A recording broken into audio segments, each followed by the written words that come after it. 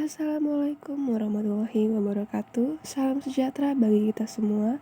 Shalom, Om Swastiastu, Namo Buddhaya, dan salam kebajikan. Selamat datang di Nusantara Podcast. Pertama-tama saya mengucapkan selamat datang dan selamat bergabung, serta terima kasih banyak kepada narasumber kita yang telah meluangkan waktunya untuk ngobrol bareng di episode kali ini. Nah, untuk sahabat Nusantara, dimanapun kalian berada, semoga selalu sehat dan semoga selalu dalam lindungan Tuhan Yang Maha Esa. Saya Tessa dan rekan saya Aldina Dea selaku podcaster akan memandu podcast kita kali ini, serta kami juga memperkenalkan rekan belakang layar kami, yaitu ada Atika Sofianti, Angel Silalahi, dan Angela Octavia. Selanjutnya saya serahkan kepada podcaster kedua. Baik, untuk narasumber kita kali ini adalah Reni Agustina Simanjuntak. Nah, kita bisa panggil kakak ini Kak Reni. Kak Reni ini adalah mahasiswa Pendidikan Guru Sekolah Dasar Stambuk 2018 Universitas Negeri Medan. Selain itu, Kak Reni ini aktif mengikuti organisasi seperti GMKI, dan sekarang ini Kak Reni itu sedang menjabat di dunia persenatan sebagai sekretaris dari Senat Mahasiswa Universitas Negeri Medan. Nah, halo Kak Reni, gimana nih kabarnya hari ini? Halo teman-teman, salam kenal semuanya. Keadaan saya baik hari ini, sehat. Semoga teman-teman juga dalam keadaan yang baik seperti saya ya. Amin. Nah, akhir-akhir ini kakak lagi sibuk apa nih Kak? Ya, kalau teman-teman menanyakan akhir-akhir ini sibuk apa, seperti tadi perkenalan singkat dari teman-teman kepada saya, bahwasanya saya hari ini sedang dipercayakan menjadi Sekretaris Umum Senat Mahasiswa Universitas Negeri Medan. Nah, untuk itu saat ini kesibukan saya itu lagi mengurusi apa yang menjadi tanggung jawab saya sebagai sekretaris umum, yaitu untuk mengkoordinir atau untuk memperpanjang aspirasi dari teman-teman mahasiswi Universitas Negeri Medan. Jadi kesibukannya lagi mengurusi Senat Universitas Negeri Medan pada saat ini, begitu teman-teman. Oh, gitu ya Kak. Oke Kak, sesuai dengan tema kita kali ini, kita akan membahas tentang seputar pemuda dan organisasi. Nah, jadi kita ngobrol-ngobrol itu santai aja ya Kak, seputar tema kita, pemuda dan organisasi. Langsung saja saya serahkan kepada rekan saya, Tesalonika. Oke, jadi teman-teman semuanya kita udah mendengarkan nih perkenalan dari Kak Reni, narasumber kita pada episode kali ini. Jadi Kak, kita langsung aja nih, kan kakak ini sekarang lagi aktif nih. Terus kami lihat juga dari background-nya kakak ini merupakan salah satu contoh pemuda yang aktif ikut berorganisasi. Nah, menurut kakak sendiri, pemuda itu orang yang seperti apa sih? Boleh dijelaskan mungkin? Iya, kalau kita berbicara tentang pemuda, teman-teman, kita tidak lepas dari dengan kita sendiri, pemuda gitu. Nah, pemuda itu kan yang selalu yang diidentikan sebagai masa-masa periode yang memasuki pertumbuhan yang masih berkembang gitu. Mungkin seperti kita yang kuliah ini dari SMA sampai kuliah seperti itu. Nah, jiwa-jiwa muda itulah yang sebenarnya sudah tercerminkan gitu, yang masih cekatan, masih semangat dalam melakukan segala sesuatu gitu. Jadi kalau berbicara pemuda itu masih ada berkaitannya seperti kita punya potensi yang masih ada di masa muda ini. Kita masih bisa melakukan segala sesuatu tanpa memikirkan usia gitu. Jadi pemuda itu identik dengan kita yang masih punya potensi atau yang masih menjalani hari-hari seperti sekarang gitu sih. Wah, oke Kak. Terus Kak, menurut Kakak sejauh ini nih, Kan tadi pemuda itu kalau Kakak sampaikan, orang yang mengalami perkembangan serta masih produktif di usianya. Terus menurut Kakak, apa sih peran pemuda yang sangat penting saat ini? Nah, peran pemuda pada saat ini itu tidak jauh dengan perjuangan ya menurut saya. Karena apa? Kita pemuda ini yang diharapkan sebagai agent of change, membawa perubahan gitu. Nah, dalam sekarang gitu, pemuda itu aset bangsa yang sangat ya mahal ya, tidak ternilai gitu kan. Karena pemuda inilah tonggak dari kemajuan dan pembangunan bangsa. Nah, generasi muda diharapkan untuk dapat terlibat dalam pertumbuhan bangsa ini gitu. Jadi perannya itu sebenarnya besar untuk kita. Yang pertama seperti agent of change atau agen perubahan yang seperti saya bilang. Nah, peran pemuda ini di agent of change ini mampu mendukung atau ikut mendukung ya perubahan-perubahan yang ada di lingkungan masyarakat, yang ada di lingkungan masyarakat, baik nasional maupun di daerah kita sendiri, di lingkungan kita sendiri, untuk membawa perubahan yang lebih baik lagi gitu. Nah, agen perubahan, kita sebagai pemuda yang menjadi agen perubahan itu bisa menjadi pemuda yang melakukan perubahan yang positif dan dapat dilakukan untuk mengarahkan ke arah lebih baik lagi gitu. Nah, peran pemuda saat ini adalah juga seperti agen pembaruan gitu. Peran yang ini itu menjadi kita pemuda Indonesia harus memiliki kemampuan dalam menganalisis perubahan zaman, sehingga kita sendiri sebagai pemuda dapat memilih mana yang perlu untuk dirubah dan juga untuk seharusnya dipertahankan. Nah, sebenarnya kawan-kawan, kalau bicara tentang pemuda tidak jauh-jauh sebenarnya dari agen-agen perubahan, agen pembaruan. Karena apa? Karena kita jiwa-jiwa muda inilah yang diharapkan untuk tetap memiliki rasa semangat, baik secara nasionalis ya, untuk melakukan perubahan di Indonesia ini. Jadi sebenarnya peran pemuda ini tidak gampang, tapi tidak susah juga untuk kita menaklukkan itu semua gitu. Jadi kalau misalnya dibilang pemuda ini dibilang udahlah main-main aja gitu kan, enggak. Sebenarnya kita punya titik berat di pundak kita untuk gimana kita bisa memperbarui negara dan bangsa kita ini. Gitu sih teman-teman, secara skup luasnya begitu. Tadi kita udah dengar nih teman-teman tentang peran pemuda. Nah, jadi kan peran itu bisa dilakukan jika si pemudanya punya karakter. Nah, jadi kira-kira nih Kak, karakter seperti apa yang dibutuhkan saat ini untuk mencerminkan si pemuda ini supaya dia nanti bisa berperan dan bisa ikut ambil serta lah Kak dalam berperan demi pembangunan bangsa? Oke. Karakter pemuda Indonesia, menurut saya sih teman-teman, ya kita harus punya karakter sebagai pemuda. Karena apa? Karena kita harus punya nilai, value dalam kehidupan kita, bahkan dalam diri kita sendiri gitu. Nah, menurut saya karakter kita pemuda ini, yang pertama itu harus bisa ada bakat dan kreativitas gitu. Nah, pemuda harus punya karakter yang bisa mengasah bakat dan kreativitas. Karena apa? Kita seorang pemuda tidak jauh-jauh dari bahasa belajar. Bahkan kita sendiri yang masih hidup tetap melakukan pembelajaran dalam kehidupan ini setiap hari. Nah, tapi ini titik beratnya kepada pemuda gitu. Nah, kita pemuda dari sekarang harus bisa, maksudnya harus rajin untuk belajar gitu. Nah, pertama, kita harus punya bakat terhadap akademik atau non akademik gitu kan. Nah, di akademik kita harus bisa ada prestasi. Kalau teman-teman yang hari ini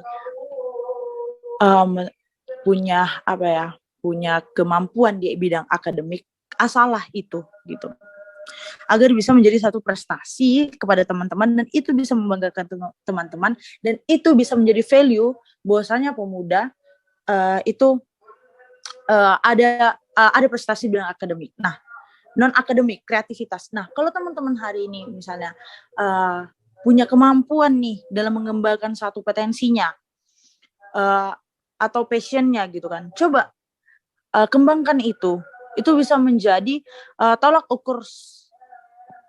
ukur kepada diri teman-teman, bahwasanya teman-teman itu punya satu kreativitas yang bisa membanggakan dan bisa membuat teman-teman itu menjadi berharga gitu, ada nilainya gitu. Jadi orang-orang di luar sana juga bisa, pemuda-pemuda di luar sana juga bisa meniru teman-teman, bahwasanya saya harus seperti dia.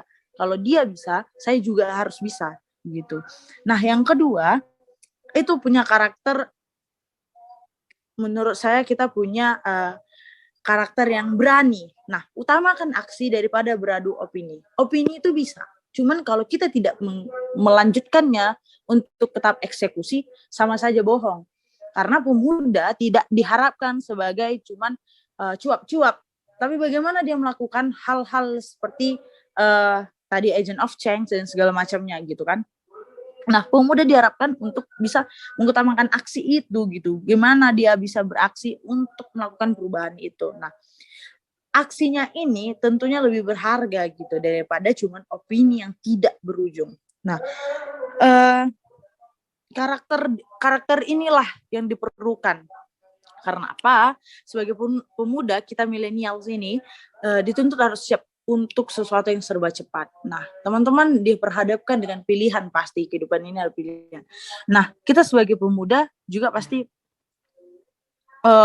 tidak muluk-muluk untuk menunggu pilihan itu datang dari ke kita gitu. Tapi ketika pilihan itu ada, kita dituntut untuk bisa, apa yang harus saya lakukan. Nah, itu harus serba cepat untuk memikirkannya. Bukan tidak kita pikirkan ya apa efeknya ke depan, tapi ya namanya pilihan.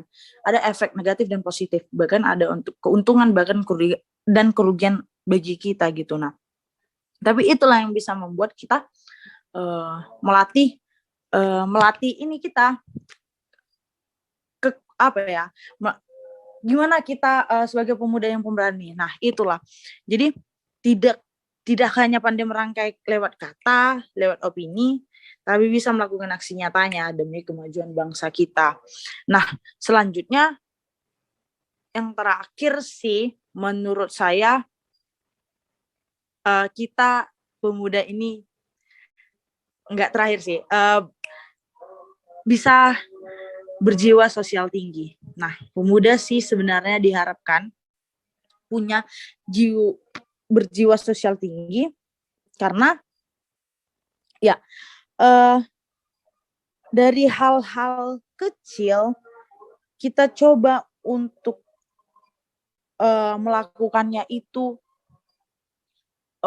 untuk bisa melakukan untuk bisa menjadi motivasi kepada teman-teman. Nah, itu kita lakukan dari hal kecil seperti bertegur sapa atau sesama kita, atau melakukan aksi-aksi sosial lah di lingkungan kita gitu. Nah, untuk hal-hal sekecil itu nanti bisa membawa jiwa sosial teman ke arah yang lebih tinggi lagi. Karena apa? Menurut saya pemuda itu harus seperti itu gitu. Jadi jangan alergi terhadap sosial yang ada di sekitar teman-teman. Karena kalau kita sendiri alergi terhadap itu, kita tidak akan bisa besar gitu. Jadi kita punya sifat individualisme aja gitu, independen. Tidak bisa, pemuda tidak bisa seperti itu ya. Jadi pemuda harus bisa punya sosial tinggi. Terus juga ini terakhir, bekerja keras dan disiplin. Nah, untuk membawa satu perubahan tidak mungkin teman-teman hanya duduk diam, tapi ada satu kegiatan yang harus teman-teman. Nah, karakter pemuda harus kerja keras dan disiplin. Nah, kenapa berkesinambungan kerja keras dan disiplin? Percuma teman-teman kerja keras, tapi tidak disiplin terhadap apapun, baik terhadap peraturan maupun dari diri teman-teman sendiri. Nah, itu pemuda harus bekerja keras dan disiplin gitu, karena menjadi pemuda yang berperan dalam kemajuan bangsa harus kerja keras serta disiplin untuk memberi nilai terhadap diri kita sendiri gitu. Nah, jadi kalau misalnya teman-teman punya teman-teman memiliki karakter pekerja keras dan disiplin, ya pasti bangsa ini punya masa depan yang cerah terhadap pemudanya. Begitu sih. Begitu sih dari saya, teman-teman. Menurut saya. Oke, Kak. Lalu kan Kak, ini kita udah memiliki karakter nih.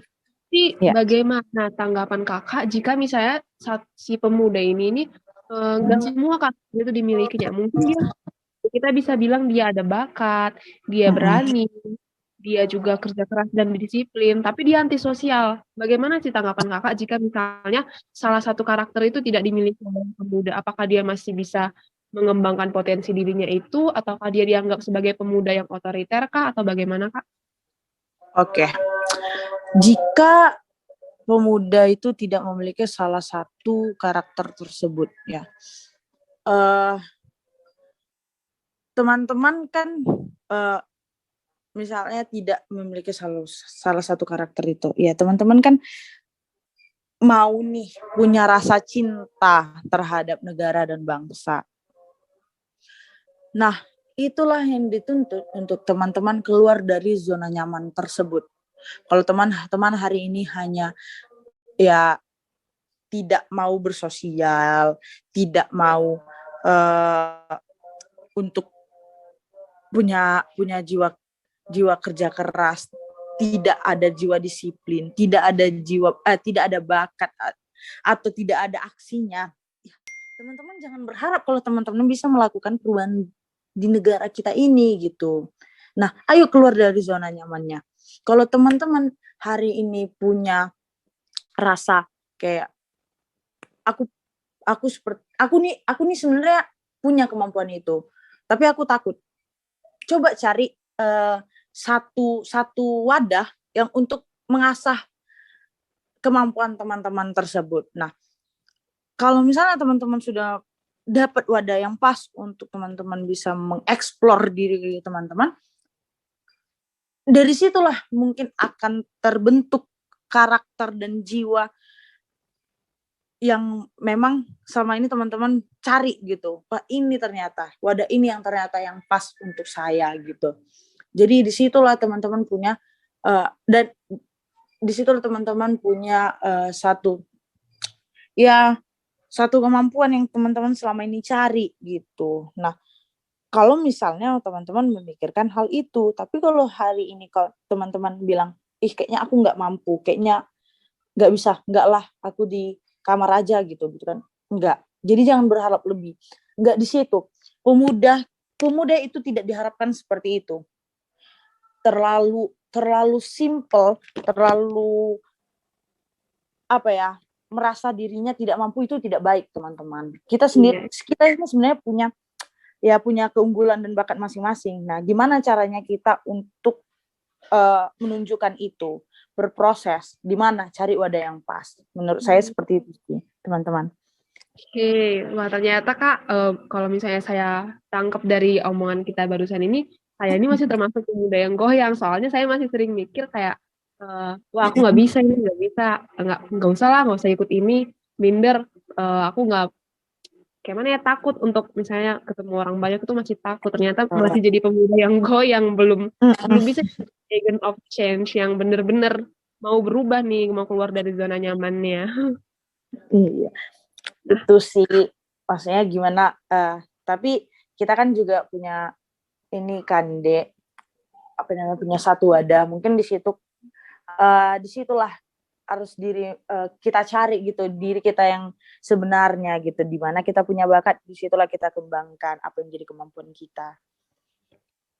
Iya sih, berarti yang kalau misalnya kita keluar dari zona nyaman, baru terus bisa kita cari wadah yang benar-benar bisa menampung lah, bisa buat diri kita ini benar-benar mau terbuka, mau mencoba. Mungkin itu merupakan upaya ya Kak yang dapat kita Iya, lakukan supaya pemuda kita saat ini memiliki karakter yang tadi. iya bener deh.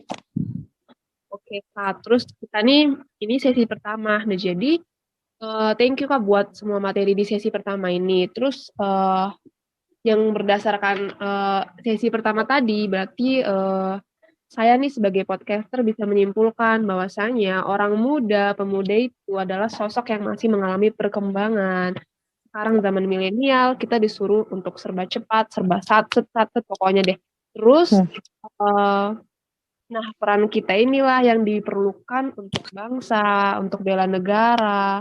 Kita harus jadi agent of change, agent pembaruan, di mana nggak cuman dari bidang pendidikan, kita bisa menyalurkan semua yang kita punya, semua potensi kita untuk bangsa ini, untuk memajukan dan mencerdaskan kehidupan bangsa ya kan, Kak?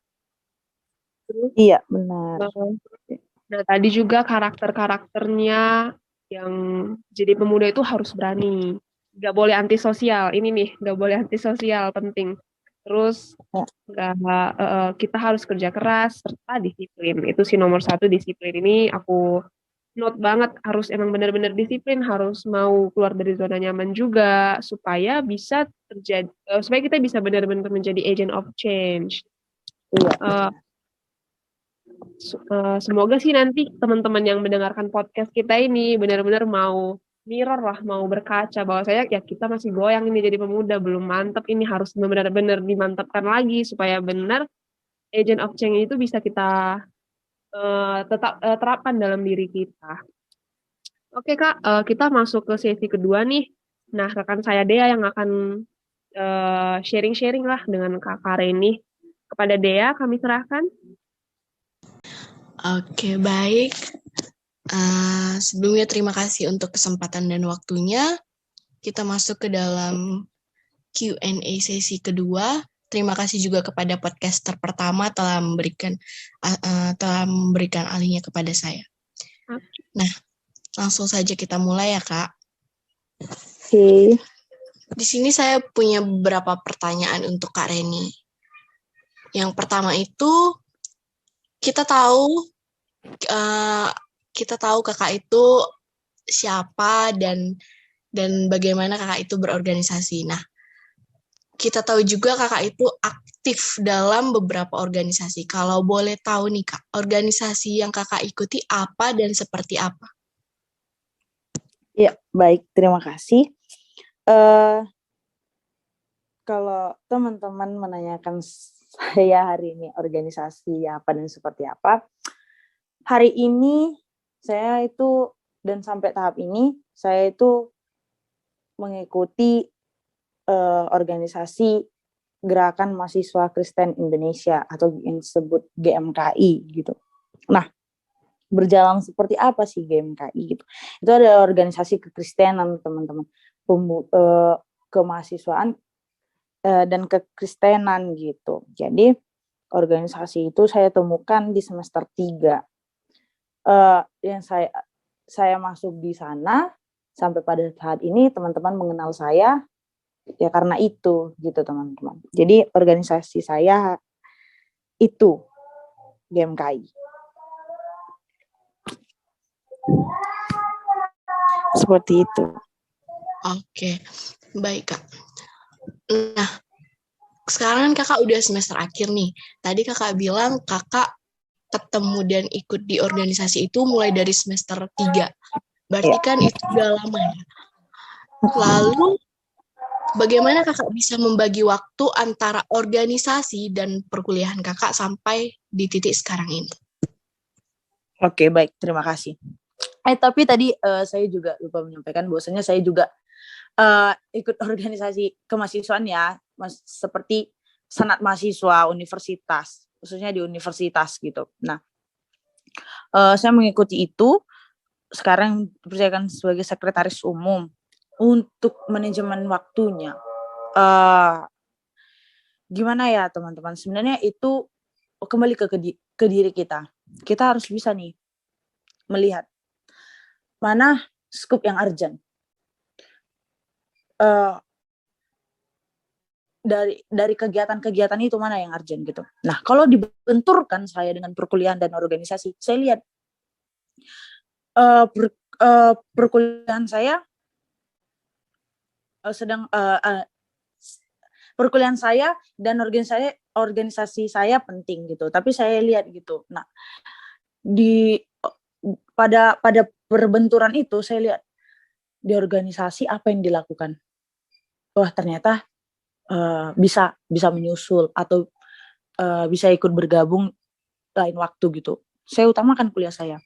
Nah, begitu juga kalau perkuliahan saya hanya untuk tidak ada mata kuliah atau tidak lagi kelas gitu, ya saya pilih organisasi saya. Walaupun saya hari itu di kampus, tapi tidak ada kegiatan perkuliahan, saya utamakan organisasi saya. Nah, kita lihat perbenturan itu mana sebenarnya yang bisa menguntungkan gitu.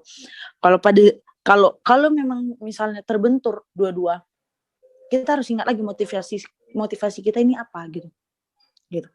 Bukan hanya untuk berorganisasi, tapi kita dibawa saya sendiri ke Medan itu untuk apa? Untuk kuliah awalnya. Jadi saya harus ingat motivasi saya ke Medan kuliah, tapi saya didorong untuk menunjukkan, untuk mengeksplor diri saya melalui organisasi. Jadi ketika perbenturan itu diperhadapkan kepada teman-teman, menurut saya kita harus melihat apa yang menjadi keuntungan bagi teman-teman, dan kita harus lihat apa dasar kita sebenarnya mengikuti hal-hal tersebut gitu sih Kak. Dek.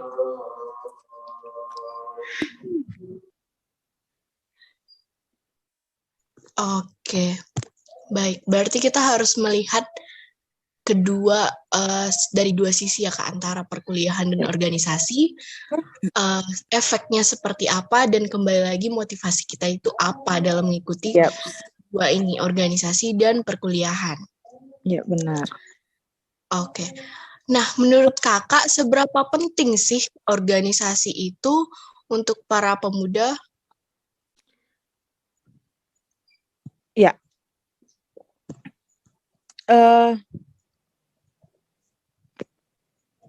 Kalau seberapa penting organisasi untuk pemuda?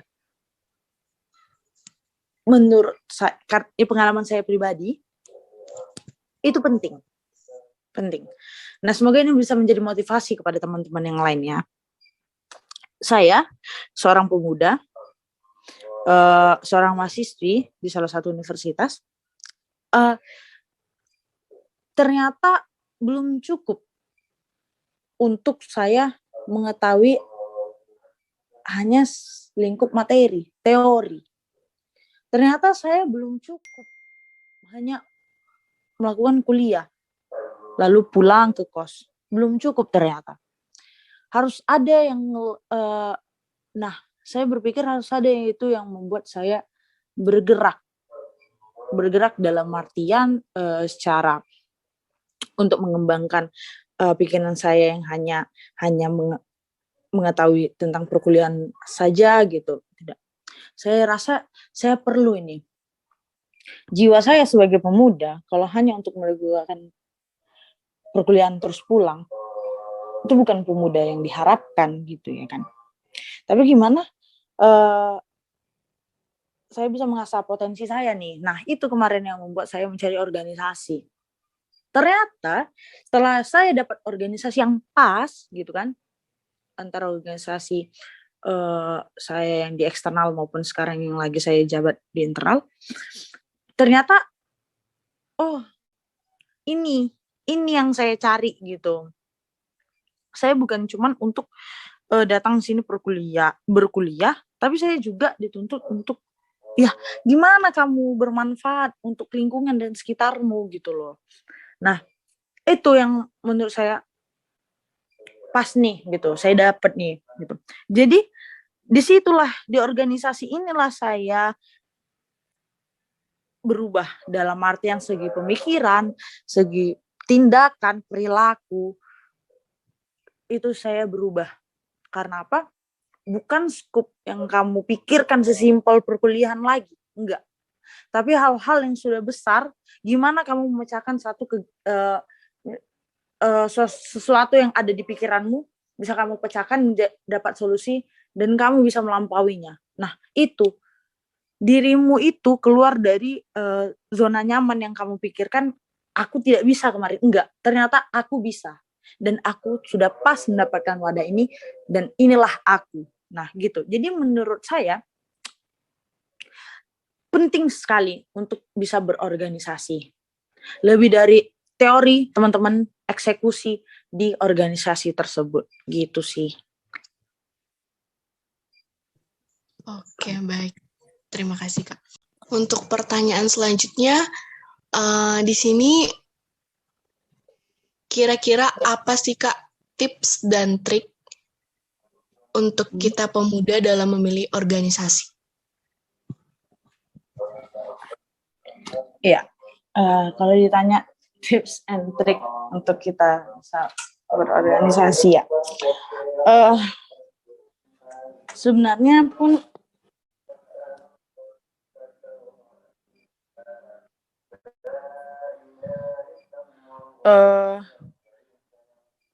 saya gimana ya?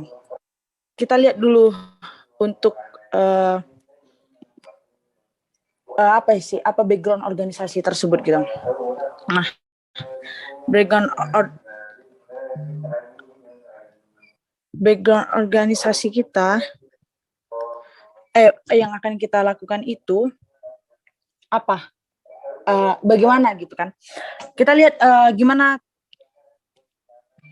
orang-orang yang keluar dari organisasi itu. Nah, menurut teman-teman, setelah teman-teman melihat organisasi itu seperti apa dan sudah tahu nih kualitas kadernya yang keluar dari organisasi itu seperti apa, coba teman-teman masuki itu gitu. Dan yang kebetulan sesuai passion teman-teman ya, coba kita bergabung dalam organisasi tersebut. Nah, kita ikutin. Ketika itu tidak menguntungkan bagi teman-teman, ya udah tinggalin aja gitu. Karena kita masuk organisasi bukan hanya untuk memperbanyak database, tapi kita memasuki organisasi, bagaimana kita juga bisa mengembangkan diri kita gitu. Nah, tipsnya itu ya kita lihat dulu organisasi ini seperti apa. Kita harus ketahui dulu. Nah, organisasi ini gimana untuk keluaran kadernya ini gimana gitu. Dan setelah teman-teman mengikuti, bermanfaat gak bagi teman-teman? Bisa nggak mengeksplor diri teman-teman itu? Ada nggak keuntungannya? Nah, kalau semuanya tidak terharapkan teman-teman, coba cari yang lain. Ya jadinya tidak terlalu fokus dalam organisasi tersebut gitu. Nah, jadinya memang kita hanya untuk memperbanyak database anggota, tapi kita juga tidak melakukan apa-apa di sana. Organisasi juga tidak membutuhkan orang-orang seperti itu gitu. Nah, makanya kita sebagai orang-orang yang mau mengikuti organisasi harus tahu dulu gimana organisasi itu gitu. Sesuai nggak passion saya? Nah, gitu. Itulah yang baru saya ikuti gitu. Tapi bukan cuman masuk organisasi itu bukan cuman untuk menguntungkan diri pribadi juga, teman-teman. Nah, bagaimana juga teman-teman bisa menguntungkan yang lain atau bisa bermanfaat bagi orang lain gitu. Jadi organisasi bukan untuk menguntungkan teman-teman. Sebenarnya kita yang melakukan apa untuk organisasi ini gitu. Nah, jadi kalau misalnya teman-teman merasa ini organisasi ini tidak cocok sama aku, ya udah nggak usah diikuti gitu. Karena kalau misalnya tidak bermanfaat, untuk apa? Gitu sih. Oke, baik, Kak. Nah, jadi tadi kita udah dengerin berbagai macam jawaban dari pertanyaan-pertanyaan yang sudah diberikan. Seperti mulai dari seputar pemuda dan organisasi. Nah, yang kita ketahui Kak Reni ini juga ikut tergabung dalam organisasi eksternal dan internal, di mana eksternal itu Gerakan Mahasiswa Kristen Indonesia, dan internal itu Kak Reni tergabung dalam Senat Mahasiswa Universitas Negeri Medan sebagai sekretaris umum. Nah, tadi juga Kak Reni udah kasih tahu kita bagaimana dia bisa membagi waktu antar organisasi dan kuliah. Itu harus benar-benar diperhatikan antara yang mana yang urgent dan mana yang masih bisa diluangkan lagi waktunya. Antara perbenturan organisasi dan kuliah. Tapi harus balik lagi tujuan kita dan motivasi kita itu apa, yaitu untuk berkuliah gitu. Nah, Kak Reni juga bilang tadi bahwa organisasi itu penting bagi pemuda. Pentingnya apa? Di situ kita bisa mengembangkan apa yang menjadi potensi dalam diri kita. Kita tahu wadah untuk kita mengembangkan apa yang sebenarnya kita butuhkan itu di organisasi gitu. Tidak hanya kuliah lalu pulang, kuliah pulang, tapi kita juga butuh wadah untuk mengembangkan apa yang menjadi potensi dalam diri kita. Lalu Kak Reni juga membagikan tips dan trik untuk memilih organisasi. Kita dalam memilih organisasi itu kita harus lihat dulu passion yang kita miliki itu seperti apa, background organisasi yang akan kita masuk itu seperti apa, cocok tidak untuk diri kita bisa memberikan apa untuk organisasi. Organisasi tidak semata-mata apa yang organisasi berikan kepada kita, tapi apa yang kita berikan kepada organisasi itu sendiri. Ketika kita tidak sejalan atau atau berbenturan dengan organisasi itu, sebaiknya tidak kita ikuti lagi. Tapi kalau bisa, ketika kita sudah memiliki organisasi itu, tekuni dan jalani apa yang ada di dalam dan berikan pengaruhmu untuk organisasimu itu sendiri. Seperti itu kan, Kak? Ya, betul sekali. Oke. Baik, nggak terasa kita udah ada di penghujung podcast kita pada hari ini. Lalu kita masuk ke dalam closing statement oleh Kak Reni. Harapan Kakak untuk pemuda dan pemudi untuk saat ini dan ke depannya. Silakan, Kak. Oke. Terima kasih untuk teman-teman. Jadi untuk closing statement ini simple sebenarnya.